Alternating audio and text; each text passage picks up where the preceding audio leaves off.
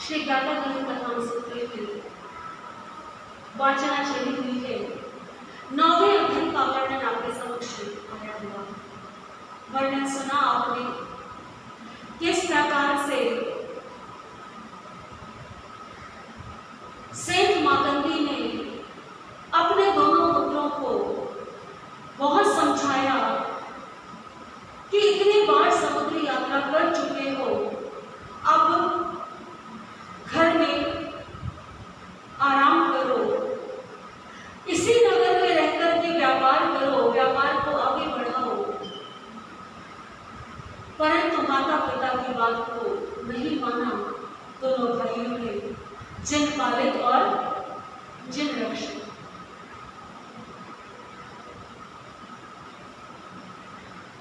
दोनों ही स्वभाव से अति साहसी, अति आत्मविश्वासी। दोनों का मानना है आज तक हमें समुद्री यात्रा में कोई कष्ट नहीं आया, तो आगे भी नहीं। माता पिता के लाभ समझाने पर भी नहीं माने, मजबूर होकर के माता पिता को आज्ञा दी। आज्ञा प्राप्त हो गई, चल पड़े दोनों समुद्र में अपना जहाज लेकर। सैकड़ों योजन आगे निकल गए। प्रकृति ने अपना रंग बदला और दोनों भाइयों के माता पिता को जिस बात की आशंका थी, जिस बात का भय था, वही हुआ। समुद्र में तूफान आया, ऊंची ऊंची लहरें उठी और जहाज टूट गया। दोनों भाई बहन लकड़ी का एक टुकड़ा जो जहाज का ही टूटा हुआ हिस्सा था, उसे सहारा बनाया, आलंबन बनाया उस समुद्र के अंदर और किनारे पर पहुंचे, एक द्वीप पर पहुंचे। हरा भरा द्वीप, चारों ओर हरियाली। दोनों भाई आगे बढ़े। वो द्वीप रत्न द्वीप है। उस रत्न द्वीप में कुछ आगे चलने पर दोनों भाइयों को एक विशाल महल दिखाई दिया। आश्चर्य की बात है, इस सुनसान जंगल में, इस सुनसान वन में, जहां कोई मनुष्य नजर नहीं आता, ऐसा सुंदर दिव्य भवन, इतना विशाल महल किसने बनाया? राजा महाराजाओं के पास भी ऐसा दिव्य भवन नहीं होता।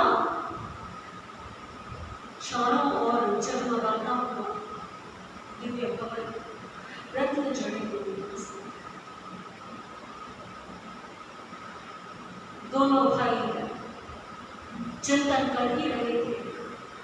इतने में उस भवन की और उस द्वीप की जो अधिष्ठात्री देवी थी,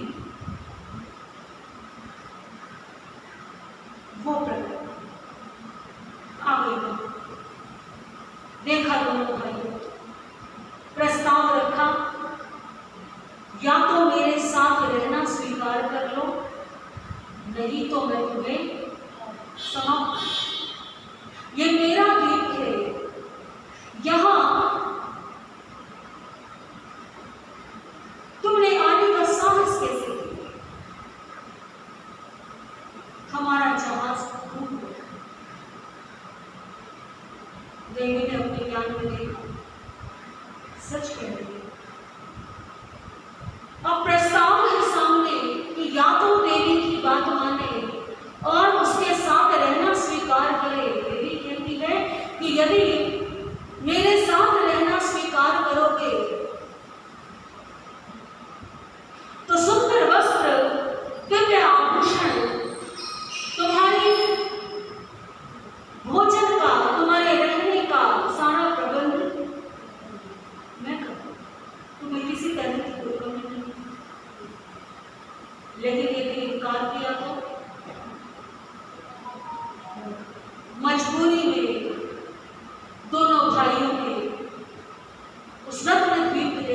बात स्वीकार की। देवी महल में उन्हें ले गई, सुंदर वस्त्र आभूषण दिए। अब जीवन में जो दुख आया था उनके, कौन सा दुख? घर से कैसे निकले थे? व्यापार के लिए, समुद्री यात्रा के लिए, माता पिता के मना करने के बावजूद। परंतु अब क्या हो गया? जहाज डूब गया, सारा सामान बह गया, लाखों का नुकसान हो गया। पहले तो दुख मना रहे थे कि क्या हो गया, और अब क्या हो रही है मन में? क्योंकि सुखों में व्यक्ति अक्सर सब कुछ भूल जाता होता है ना।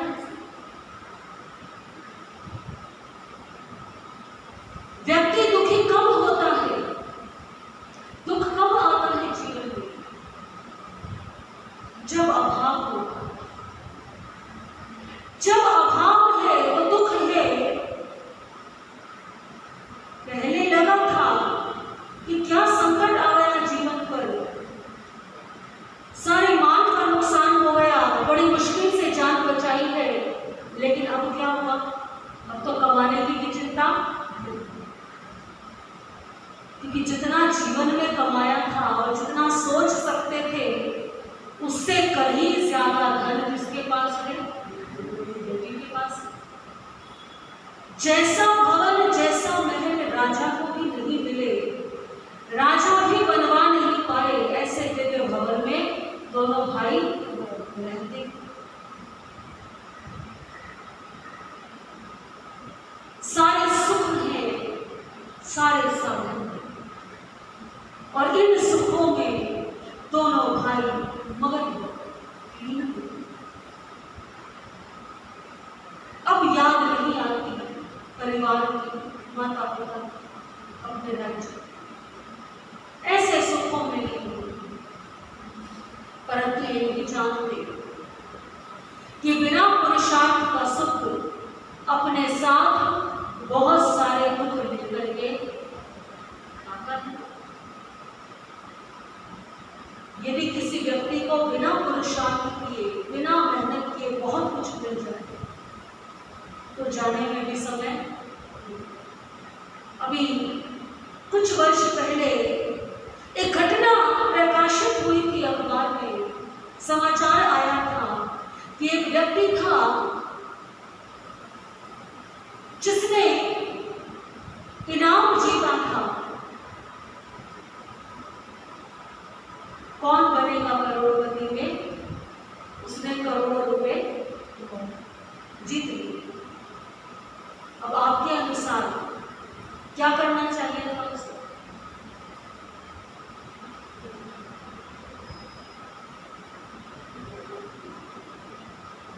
अपने जीवन को संवारना चाहिए था, अपने जीवन को संभालना चाहिए था। अत्यंत अभाव से वो व्यक्ति आया और उसने, उसकी बुद्धि कह लीजिए या उसकी किस्मत कह लीजिए, दोनों ही चीजें साथ मिलती हैं, तो ही जीत लिए करोड़ों। लेकिन कुछ ही समय बाद वो व्यक्ति दोबारा उसी स्थिति में आ गया जहां पर वो पहले। जब उसका इंटरव्यू लिया गया कि आपने तो करोड़ों रुपए जीते थे, आप फिर सड़क पर आप दोबारा वही काम कर रहे हैं, तो उसने अपनी आप बीती बताई कि मुझे पैसा मिला परंतु मैंने उसकी कदर नहीं की, मैं संभाल नहीं पाया, मैंने बहुत सारा पैसा अपने मित्रों में उड़ा दिया, बहुत सारा पैसा मैंने लॉटरी में उड़ा दिया, और जिस गति से वो धन आया था वो धन क्या हो गया? चला गया। तो बिना मेहनत के, बिना पुरुषार्थ के कुछ मिला है तो उसे संभालना सहज नहीं है। सबसे पहले तो देखिए कि कहीं ऐसा तो नहीं कि इसके पीछे कोई बड़ा धोखा। अक्सर लोग ऐसे बहकावों में आ जाते हैं ना। हमारी माताएं बहनें भोली होती हैं,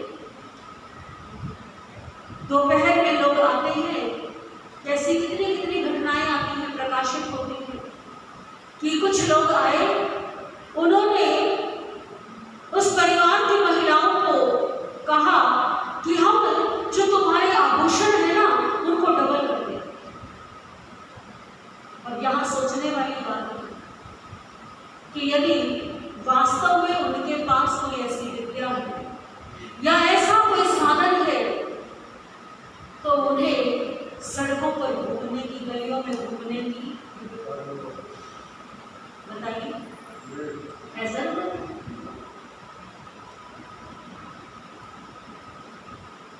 लेकिन बहकावे में आ जाता है व्यक्ति, लालच में आ जाता है व्यक्ति, सोचता है अरे ये तो बड़ा अच्छा, ऐसी स्कीम भी निकलती है ना, 6 महीने में पैसा डबल कर दो, 1 साल में इतना लाभ हो जाएगा। जहां जहां आपको ऐसा सुनने को मिले जिसकी संभावना नहीं हो सकती, जो कसौटी पर खड़ा नहीं, कोई आपसे कहे 1 साल में आपका पैसा दोना कर देगी, क्या सरल है ये? संभव है ये? नहीं संभव। व्यक्ति पुरुषार्थ करे, व्यापार में धन लगाए तो बात अलग है। बहुत सारे लोग हम देखते हैं अपने आसपास, किसी ने कह दिया ये जो भूमि है ना, इस भूमि में धन भरा था, और हम क्या करेंगे? हम ऐसा उपाय करेंगे, ऐसी पूजा करेंगे, ये सारा धन क्या हो जाएगा? बाहर निकल जाएगा। इतना अच्छा लगता है ना सुनने को। बिना मेहनत के क्या मिल जाए? धन से भरा हुआ कोई घड़ा मिल जाए, कोई संदूक मिल जाए जिसमें सोने की मुद्राएं भरी हुई हो, फिर तो जीवन क्या हो जाएगा? फिर तो मौज हो जाएगी। यदि आपका पुण्य प्रबल होगा तो बिना उपाय किए भी आपको मिल जाए। ऐसे कितने उदाहरण कि व्यक्ति बैठे बैठे ऐसे ही जमीन खोदनी शुरू की, कुछ मिट्टी हटा रहा है, बैठा बैठा कुछ सोच रहा है, कोई ऐसा भाव नहीं है कि जमीन से कुछ निकालना है, और उस व्यक्ति के पुण्य कर्म का उदय आया है। कोई ऐसा ऋणानुबंध था उस व्यक्ति का, या उस व्यक्ति का पिछले जन्मों का कोई संबंध था उस धन से, जरा सी वो मिट्टी हटाई उसने और इतने में ये क्या निकल गया? पुण्य कर्म होगा तो धन, परंतु जब कोई ऐसा लालच देता, जब कोई ऐसा प्रलोभन दे कि तुम्हें मेहनत कुछ नहीं करनी और सब कुछ तुम्हें, तो शंका लाएगी अपने मन के अंदर कि कहीं ना कहीं गड़बड़ जरूर, क्योंकि इस संसार में कुछ भी फ्री है, सब कुछ मुफ्त। आप कहेंगे कि प्रकृति ने तो सब कुछ क्या दिया है? मुफ्त ही दिया। प्रकृति ने सूर्य का प्रकाश मिला है हमें, वो मुफ्त में मिला है। जल मिला है, वो मुफ्त में मिला है, इसके लिए कोई पैसे देने नहीं। बात सच है, परंतु इस जीवन का आधार ये श्वास है, और एक श्वास जाती है तो दूसरी श्वास, यानी हमारा शरीर भी हमें क्या समझा रहा है कि यदि एक श्वास भीतर लेनी है तो श्वास छोड़नी भी। यदि हम केवल लेते रहे तो क्या होगा? जी सकता है? करके देखिए, छोड़ना बंद कर दीजिए, श्वास केवल लीजिए, आप जी नहीं। तो प्रकृति कहती है कि एक श्वास भी भीतर तब आएगी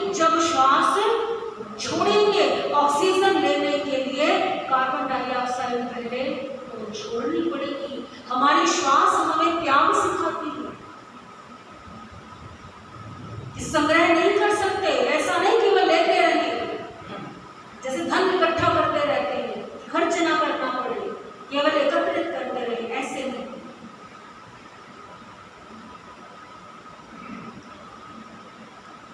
जिन पालक और जिन रक्षक भूल रहे हैं कि देवी ने यदि उन्हें इतनी सुख सुविधाओं में रखा है तो इसका कारण क्या है, और यदि कभी ऐसा हुआ कि जब उन्होंने देवी की बात नहीं मानी तो क्या दुष्परिणाम, सुखों में जीवन देगा। एक समय की बात,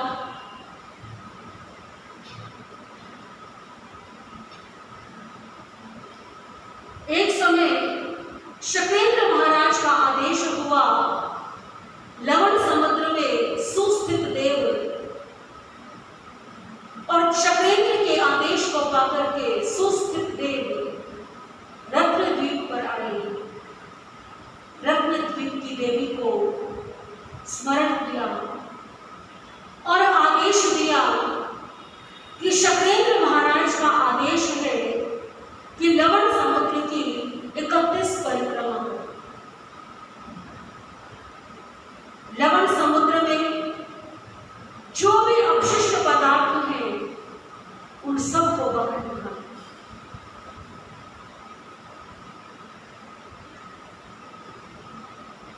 अभी तक रत्नद्वीप की देवी जो है वो अपनी इच्छा अनुसार जीवन यापन कर रही थी, परंतु देवगति में भी जिस प्रकार से मनुष्य लोक में प्रत्येक व्यक्ति के अपने अपने कार्य हैं, वैसे ही देवलोक में देवों के भी अपने अपने कार्य होते हैं, अपने अपने विभाग होते हैं, अपने अपने कार्यों को पूर्ण करना भी उनका उत्तरदायित्व।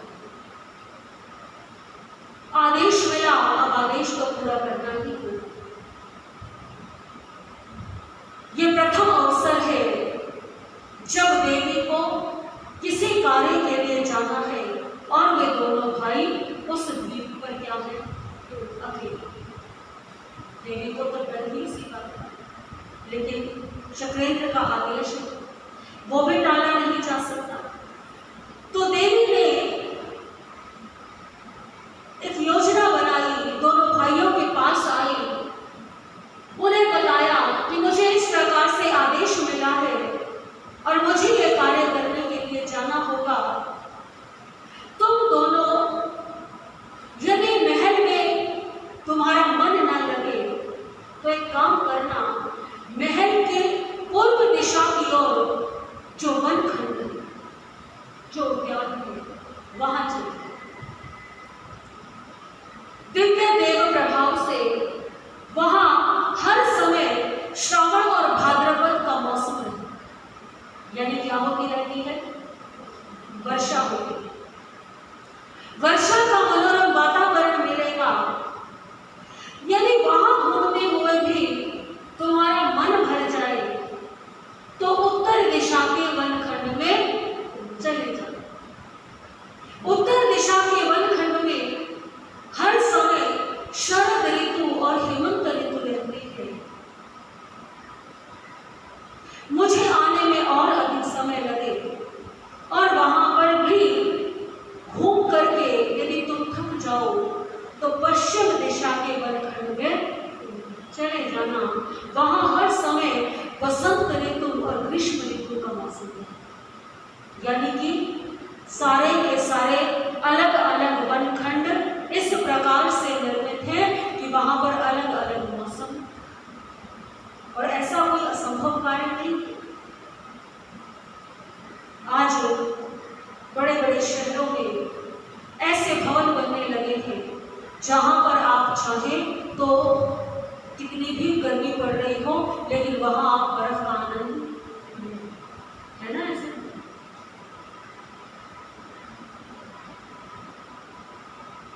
देवी ने कहा जब बालक जब वृक्ष दोनों खाना, पूर्व में चले जाना, उत्तर में चले जाना, और कहाँ चले जाना, पश्चिम में चले जाना। परंतु चाहे कुछ भी हो जाए, दक्षिण दिशा के वनखंड में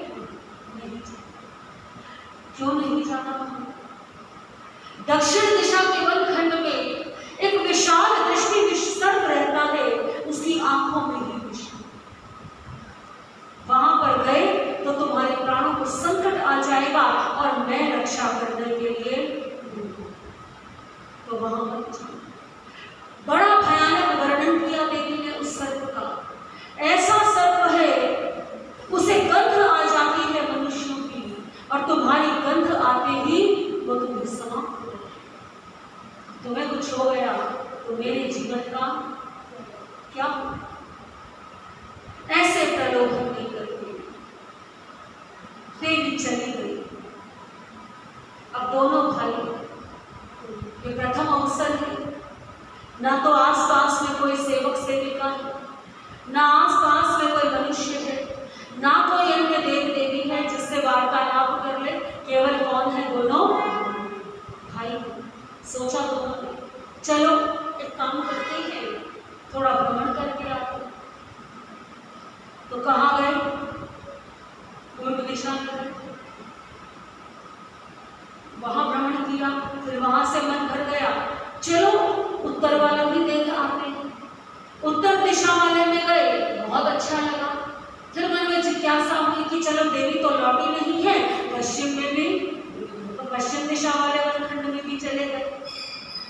अब भी देवी वापस क्या करें? तो कहते हैं कि जिसके लिए रोका जाए, मना किया जाए, मन में सहज जिज्ञासा। दोनों भाइयों ने सोचा, देवी ने मना किया, ऐसा विशालकाय सर्प यदि है तो वो दक्षिण दिशा के वनखंड से निकल के भी तो हमारे पास, भला सर्प को तो कोई बांध सकता है? ऐसा भयानक सर्प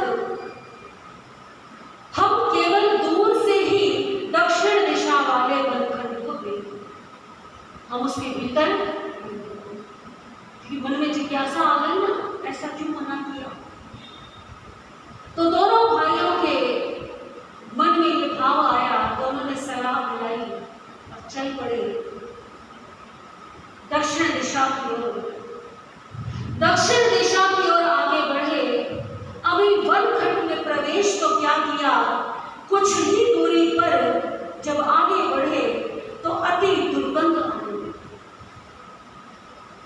सोचा दोनों भाई, ये कैसे दुर्गंध? अब जिज्ञासा और कदम आगे बढ़ाए, पहुंचे दक्षिण दिशा में। तो जाकर के देखा कि मानवों की हड्डियों का ढेर लगा। दुर्गंध वहीं से आ रही। हैरान रह गए। देवी ने तो कहा था यहाँ पर क्या है? सर्प रहता है, वो सारे पेड़ पौधों को जला देता है, परंतु ये जो मनुष्य की हड्डियां हैं, ये कंकाल है, इनको देखकर के तो नहीं लगता कि इन्हें किसी सर्प ने अपने विष से जला। क्या हुआ इनके साथ? क्या किया गया है इनके साथ में? अग्नि देख ही रहे थे, समझने का प्रयास कर ही रहे थे कि किसी मनुष्य के कराहने की आवाज, जैसे कोई बहुत पीड़ा हो, बहुत दुख हो, किसी को शारीरिक वेदना हद से ज्यादा बढ़ जाए तो आवाज कैसी आती है? कराहनी। तो वो कराहनी की आवाज आ रही थी। सुना उस आवाज, ये तो किसी मानव की आवाज है, ये तो स्वर किसी मनुष्य का है। चलो चल करके देखते। दोनों भाई आगे बढ़े। देखा दोनों भाइयों ने एक मनुष्य को सूली पर चढ़ाया हुआ, वो प्रतीक्षा कर रहा है कि कब उसके आयुष्य का ये डोर टूट जाए, आयु पूर्ण हो और इस दुख से, इस वेदना से उसे मुक्ति। ये तो एक मनुष्य है। पूछा उससे, तुम कौन हो? तुम्हारी हालत किसने की?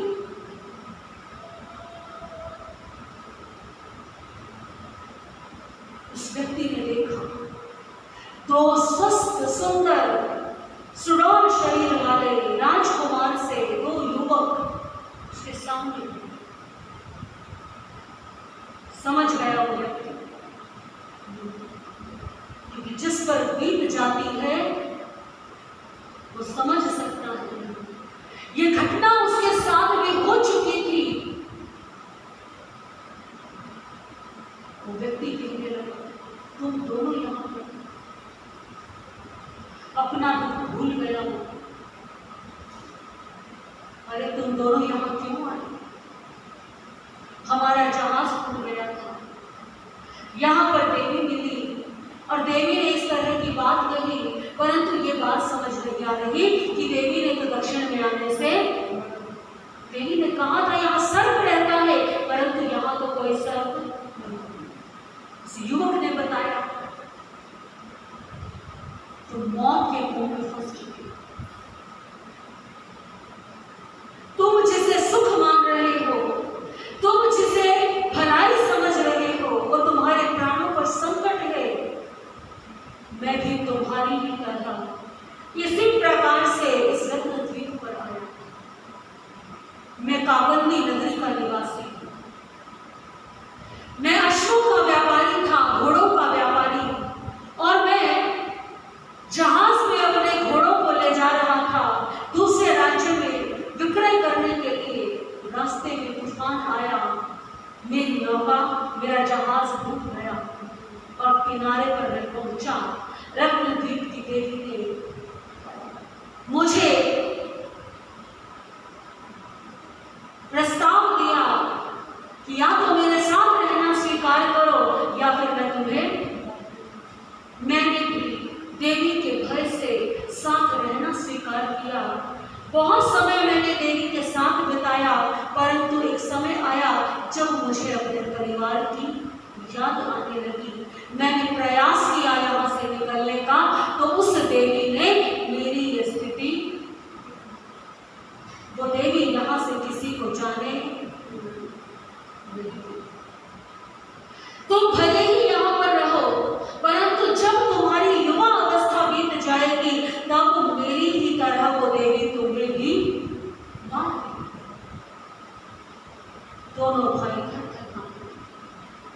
क्योंकि यही तो घटना उन दोनों के साथ भी हो चुकी है। क्या करें, कैसे बचे? दया आई उसमें, सोचा उसने, मेरा जीवन तो समाप्त हो गया, मैं तो अपने जीवन की रक्षा नहीं कर सका, परंतु यदि ये दोनों भाई बच गए तो मुझे लगेगा कि चलो किसी निर्दोष के प्राणों की रक्षा। सुनो, यहां से बाहर निकलने का एक ही मार्ग है। क्या मार्ग है? पूर्व दिशा में जो वनखंड है वहां पर एक यक्ष का यक्षायतन बना हुआ है, शैलक यक्ष का निवास है। तुम जाओ, स्नान इत्यादि करो, उसके पश्चात पुष्प लेकर के उस यक्ष के स्थान पर जाना और उस यक्ष के चरणों में पुष्प अर्पित। तुम उस यक्ष की सेवा करो, यक्ष की पूजा उपासना करो।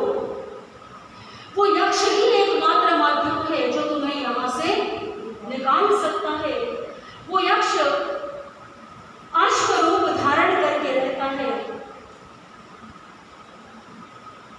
और उस यक्ष का प्रण है चतुर्दशी, अष्टमी, अमावस्या और पूर्णिमा।